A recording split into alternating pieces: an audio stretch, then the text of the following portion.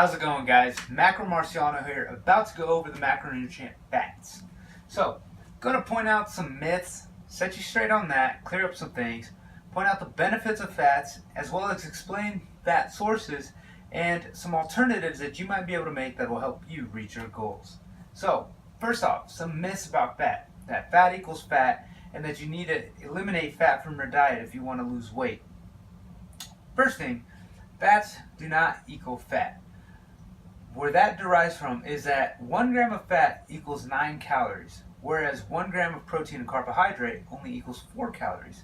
So 1 gram of fat has more than double the amount of calories that a protein and carb has. Now, what makes somebody overweight and obese is being in a calorie surplus.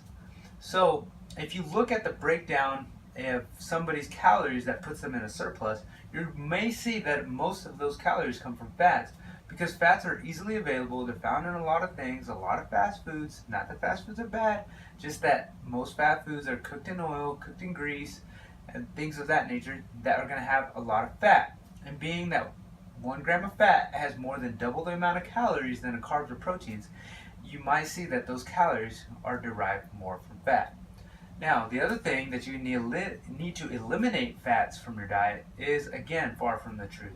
Fats are essential for bodily functions and help maintain hormonal levels. So, those two myths, I hope to clear those two myths up, leading us into the benefits of fats. So, as I started saying, they are very beneficial for bodily functions. They help regulate more hormonal levels. They help insulate our internal organs.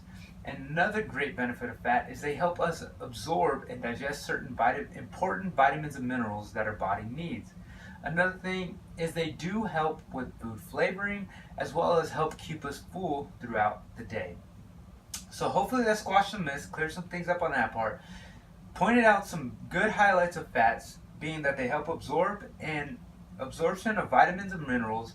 They help us maintain our hormonal levels and protect our inner organs, and they can be beneficial for taste and help maintain satiety throughout the day. So let's get into some sources of fat and also some alternatives that you can make that will help you reach your goals. So first off, I'm sure you heard of good and bad fats. Now, there are fats that have more nutritional micros to them, but in the sense of body composition, fats are fats, meaning 1 gram of fat, if it's from avocados or if it's from, vegetable oil, 1 gram of each is still 9 calories, which is the biggest player in if you put yourself in a calorie surplus, which is going to lead to weight gain, or a calorie deficit, which will lead to weight loss. So, some of the more beneficial fat sources, of course, are going to be your avocados. They are a fat source. And if you enjoy avocados, then there's a plus right there. But don't feel that you have to incorporate avocados in your diet because they are a healthier fat, because that is not the case. Another great fat source is nuts. They have, and they've also been noted to be the healthier fat. But again, don't feel like you have to incorporate nuts if you don't like nuts to hit your fat goals. There are many other options. And honestly, there's a lot of things throughout the day that you will, throughout the course of the day, end up hitting your fat goals just from everyday regular foods. So, one thing I'd like to touch on is some alternatives. And let's first point out some of these fats. So we got eggs. Eggs, yes, they do have protein, but a whole egg also has a decent amount of fat. It has 5 grams of fat and 6 grams of protein. So it almost has the same amount of fat as it does protein. Any oils, those are very high in fat. This particular one for 1 tablespoon has 14 grams of fat. Peanut butter. Again, peanut butter you've heard people say it's a good protein source, but it also has quite a bit of fat. It has 16 grams of fat, only 7 grams of protein. So, to me, this is more of a fat source than it is a protein source. Again, nuts, very high in fat. Mayonnaise, that's right, mayonnaise is quite the fat source with 10 grams of fat per serving.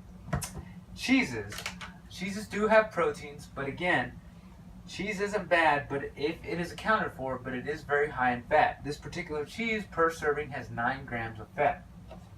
Another great and easy fat source is some almond milk. So this particular one, it is a unsweetened, the lower calorie option, but it has 2.5 grams of fat per serving, and less than 1 gram of carb and 1 gram of protein. So if you need it, get some more fats, that's just a fat source, almond milk is a great source.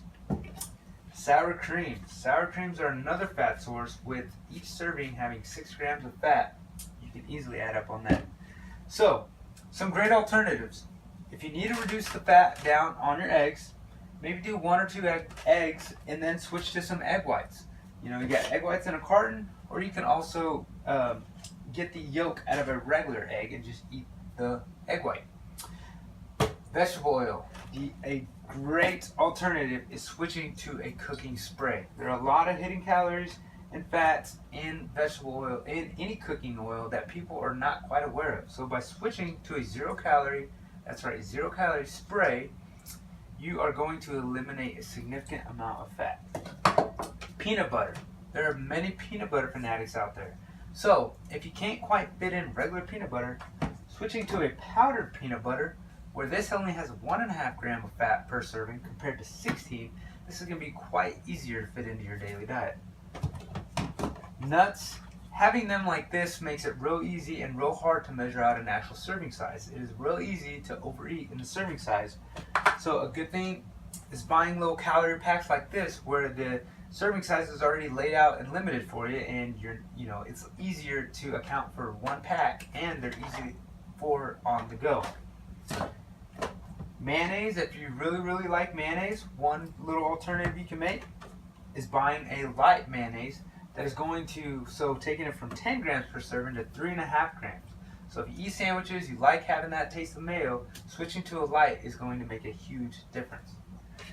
Cheeses, again, having 9 grams of fat per serving, but switching to a fat-free, you're going to eliminate all the fat, and it's basically just going to be just a protein source. And again, this almond milk compared to regular milk, whole milk would be the alternative to whole milk, where whole milk has, I believe, 10 to 11 grams of fat per serving, where this only has 2.5, and you can measure out exactly what you need to hit your fat goals if you need to hit fat. Same thing coming to your sour cream. A regular sour cream, like I said, 6 grams of fat per serving, where a light sour cream, you're still going to get that taste, you're still going to get that flavor, and sour cream only has 2.5 grams per serving. And going back to cheeses, again, identical, same flavor, same kind, same shape, look the same. This has 5 grams of fat, this has 0.